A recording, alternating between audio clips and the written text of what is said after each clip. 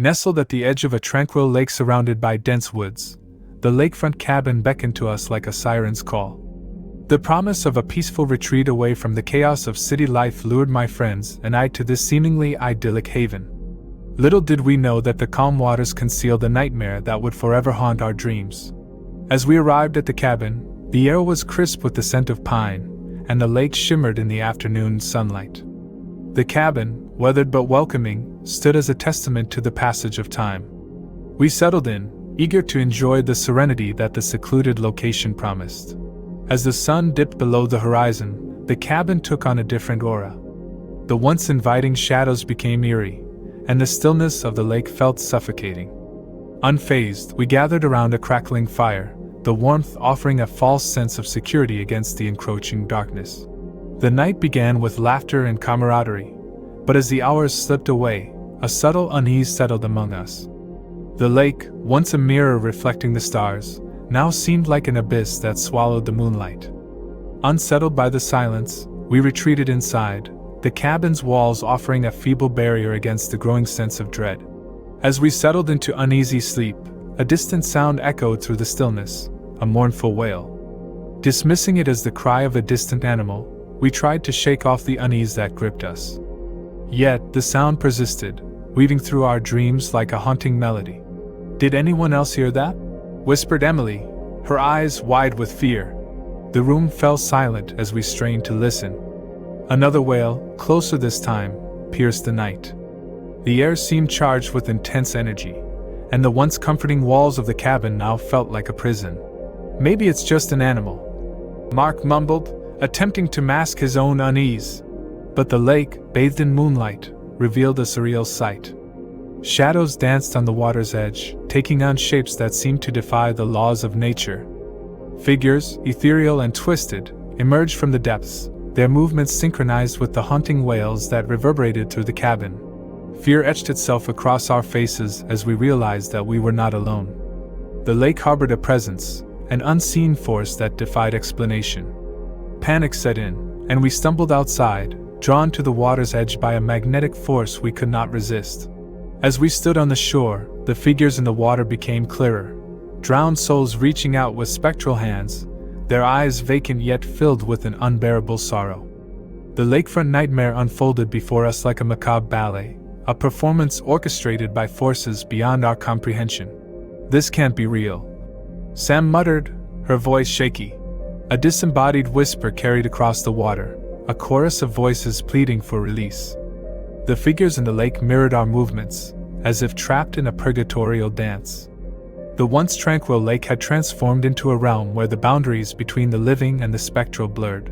In a trance-like state, we followed the shoreline, the figures in the water mirroring our every step.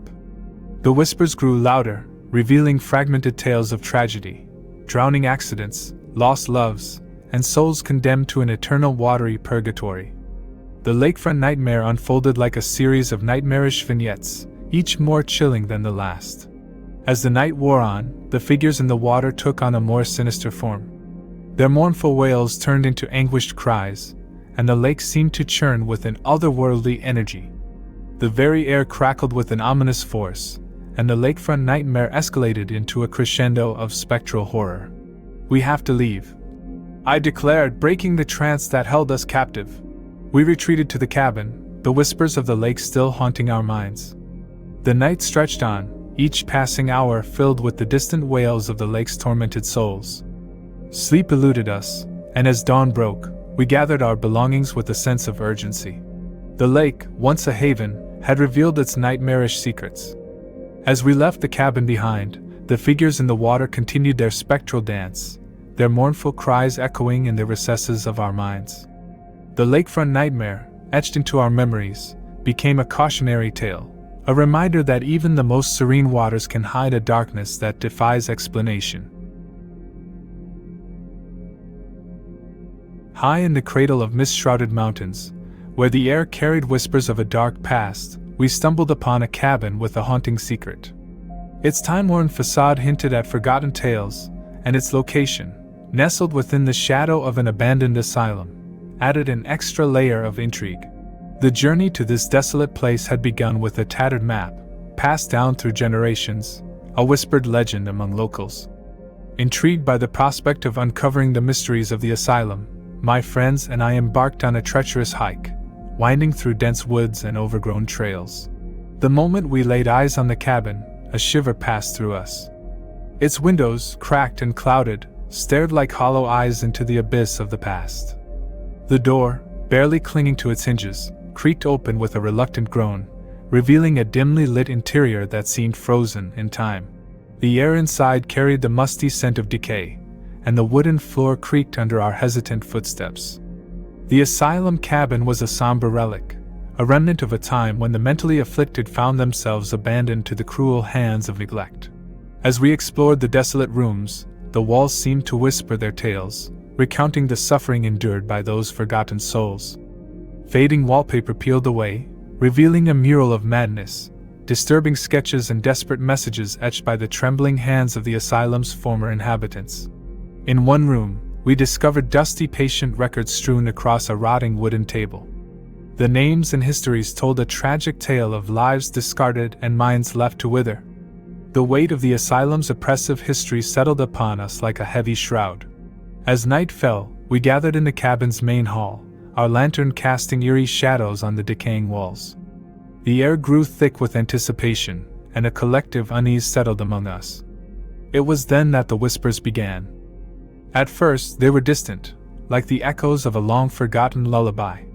But as we strained to listen, the whispers intensified, coalescing into distinct voices.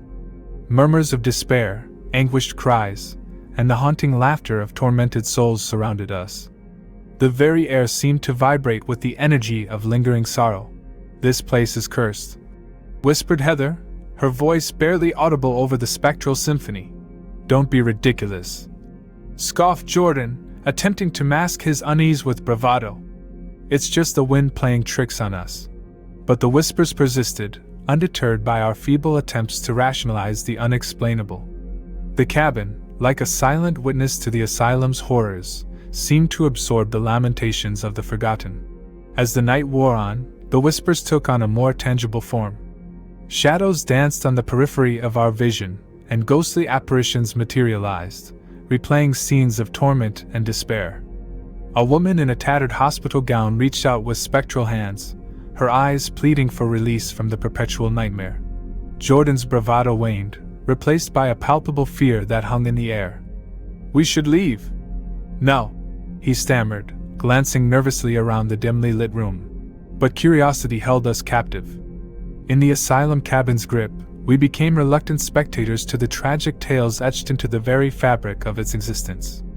The boundary between the living and the spectral grew thin, and the cabin seemed a portal to a realm where time and suffering converged.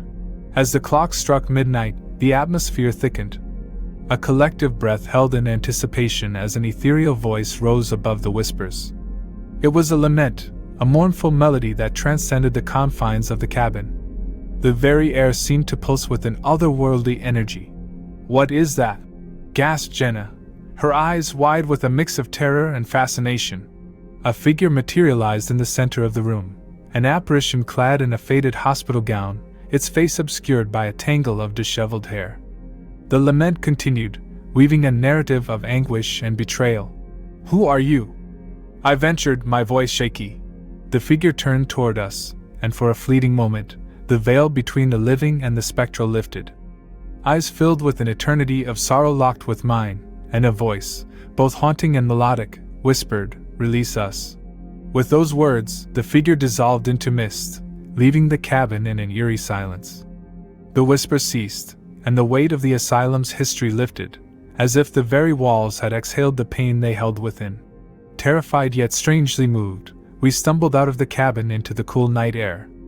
The moon cast a pale glow on the desolate landscape, and the distant howl of a lone wolf underscored the surreal nature of our encounter. As we left the asylum cabin behind, the whispers lingered in our minds, a haunting refrain of lives left untold.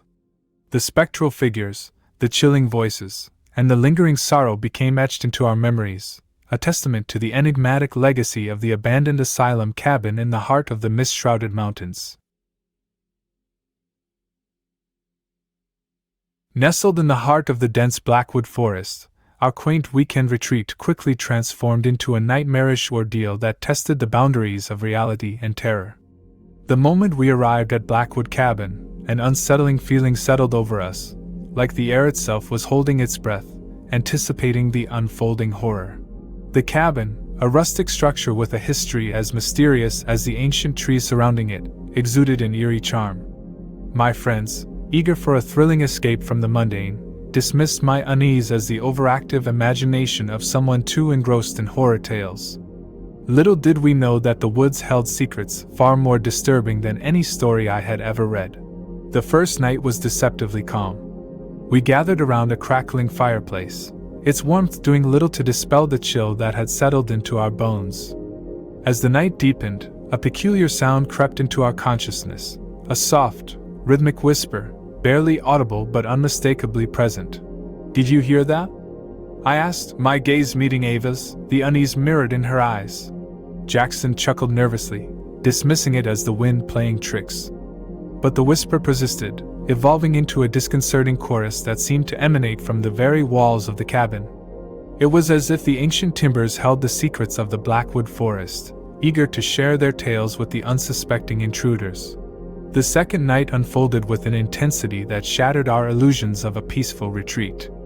As we gathered in the dimly lit living room, the whispers took on a more distinct quality, a fragmented conversation, as if the very walls were recounting stories long forgotten. I strained to listen, my senses on edge. "There's something not right about this place," I whispered to Ava, who nodded in silent agreement. The whispers grew louder, morphing into desperate pleas and agonized screams.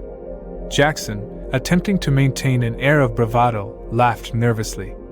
"This is just some elaborate setup, right? You're pranking us?" But the fear in his eyes betrayed his attempt at nonchalance. The cabin seemed to absorb our anxiety, amplifying it into an oppressive force that hung in the air. As midnight approached, the whispers coalesced into a chilling narrative, a tale of tragedy that unfolded within the very walls of Blackwood Cabin. A family, long forgotten by the passage of time, had met a gruesome end, their anguished spirits lingering in the cabin, unable to find peace. I stood in the hallway, where the whispers were most pronounced. The air felt charged, and a faint luminescence flickered in the corners of my vision. Suddenly, the whispers took on a more sinister tone, warning me to leave before it was too late. A sudden draft extinguished the flickering candles, plunging the cabin into darkness. Panic set in, and I fumbled for the flashlight, the beam revealing distorted shadows that seemed to move with a malevolent intent.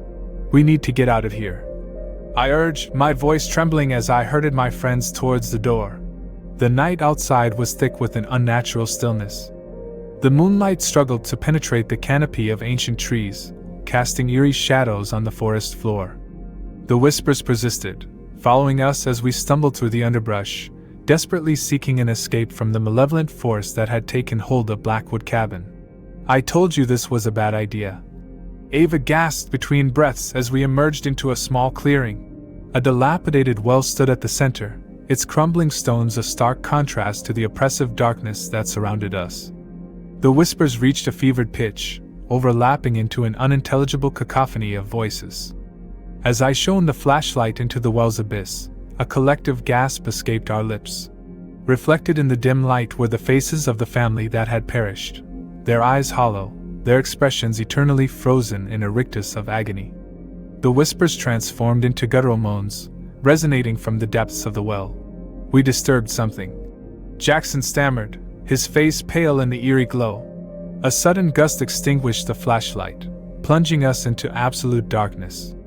Panic seized us, and we fled through the forest, guided only by the haunting moans and the distant whispers that seemed to chase us through the Blackwood trees. As we reached the edge of the forest, the whispers ceased abruptly.